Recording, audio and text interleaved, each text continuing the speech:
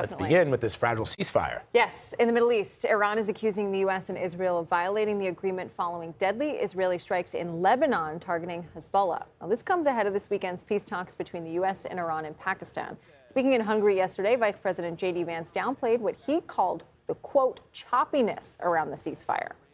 Ceasefires are always messy. An hour after the president announced the ceasefire, the Iranians launched a bunch of missiles. Then the Israelis responded. Then some of the Gulf Arab states responded. This is the nature of a ceasefire. CBS News senior foreign correspondent Imtiaz Tyab is following the latest developments from Doha, Qatar. Well, as Vice President J.D. Vance was saying, when it comes to ceasefires, particularly ceasefires heightened as complex as the one that we see now, what we're seeing around it is very much a reality, which is they are very shaky, and there are a lot of positions around these ceasefires, which makes it quite complicated to hold, though he was still expressing some optimism that these talks continue. I think whether it comes to the president's rhetoric or indeed the rhetoric coming out of Tehran, there's very vested interests on both sides to make these talks happen, to try to achieve some sort of path forward and indeed an end to this war, which was in its 6th week and has caused so much damage, not just in Iran, but indeed all across the region, including here in the Gulf where I am. Gulf leaders, of course, also vested in these talks as well. They've seen their economies so badly damaged after so many weeks of fighting. Of course, the Strait of Hormuz remains a very key sticking point. This narrow, tiny waterway in which Iran is on one side and the Gulf nation of Oman is on the other. That is where 20% of the world's fuel goes through. Not just fuel, but also components for fertilizer, which means the global food supply is impacted by all of this. And so there are so many factors at play here. There's so many factors that could destabilize and derail these talks, including continued Israeli strikes inside of Lebanon, which of course has really angered the Iranians. But again, I think at this stage, there are still too many vested interests to make these talks work. And so for now, they are still scheduled for Saturday in the Pakistani capital, Islamabad. Back to you. All right, Imtiaz, thank you.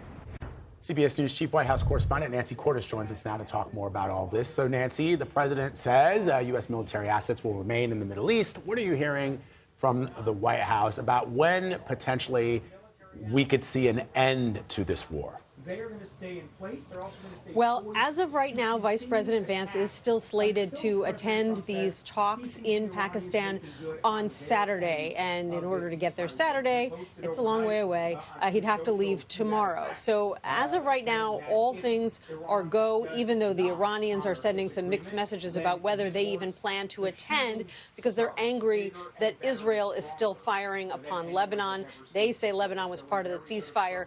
The Americans and the Israelis say it was not. So clearly, the situation still very fluid. And even if these talks begin on Saturday, it's hard to see them coming to a conclusion anytime soon. These are going to be long and very difficult negotiations because the two sides are really far apart. Vlad, when it comes to U.S. troops in the region, for example, the Iranians say U.S. troops need to go. They want them out. The U.S. says we would never pull our troops entirely from the region. That's a very important base of operations for us and geopolitically important. So that's one big sticking point. Obviously, Iran's nuclear program and the future of it is another major sticking point. And then you've got the Strait of Hormuz, which is a real centerpiece here. The president says he wants it open. He wants a free flow of traffic in and out of the strait. Iran is seeking to put some conditions on ships that want to go in and out, and it's really unclear what it's going to take at this point to get movement into and out of the strait, which is so crucial to the global oil supply back to full strength again. And as you're talking, Nancy, I'm looking at what U.S. crude prices are doing, and it just topped $100 a barrel again because of that lack of clarity, that you're speaking of. I also want to ask you, the president met with the NATO Secretary General yesterday. He's obviously talking about pulling out of NATO. There's a lot of uncertainty there. What do we know about the meeting? Right. The president has made a lot of threats, and he's made them public. He's very angry over the fact that many NATO allies, in his view, were insufficiently supportive during this war against Iran. He wanted them to send ships to the Strait, perhaps troops to the region, and most of those countries said, no, we don't see this as NATO's war. We're not involved. And so since then, the president has been railing against these NATO countries. Just last night, he said online that NATO wasn't there when we needed them, and they won't be there if we need them again. So Rutte was there to kind of, basically take the lumps, if you will. He knew that President Trump was going to express his frustration. And in an interview after the meeting on CNN, he described what they talked about. Take a listen. He is clearly disappointed with many NATO allies, and I can see his point. But at the same time, I was also able to point to the fact that the large majority of European nations has been helpful with basing, with logistics, with overflights, with making sure that they lived up to the commitments. So NATO's top diplomat being very diplomatic there, seeking not to criticize President Trump, even as the Wall Street Journal is reporting that the White House is now considering pulling U.S. troops out of some NATO countries that the president is angriest at and moving them elsewhere.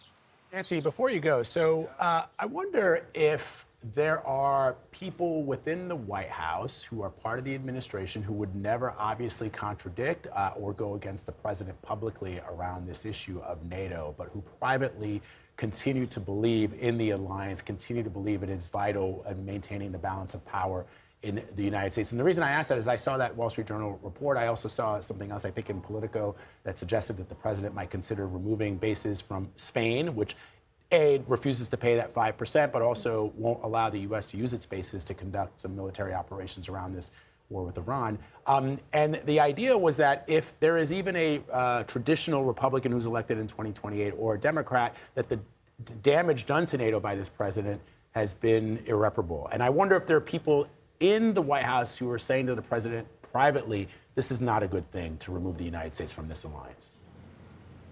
I'm sure there are people within the White House who feel that way, and I'm sure that the president is going to get that message in some form from the Pentagon if push comes to shove, because bases in Spain and Italy are viewed as tremendously strategic for the United States because of their proximity to Africa, because of their proximity to the Mediterranean and to the Middle East. And so there would be great concern if the president actually were to go through with this plan. But whether this is just the president blowing off steam, looking to show the NATO countries that he means it, or whether he actually plans to follow through on some of these threats, that remains to be seen. All right. Nancy Cordes reporting from the White House. Thank you, Nancy.